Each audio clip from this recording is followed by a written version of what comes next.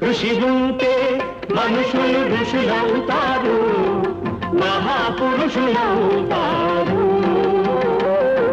తరతరాలకి తరగని వెలుగవుతారు, ఇలా వేడుకలవుతారు.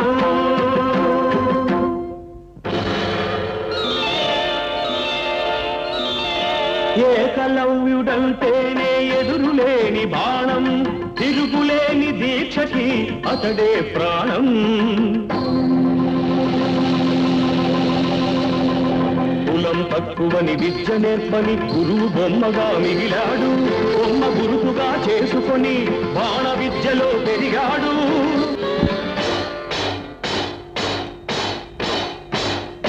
హుటాహుటిని ద్రోణుడప్పుడు తటాలు మన కదలి వచ్చి పక్షపాత బుద్ధితో దక్షిణ ఇమ్మన్నాడు.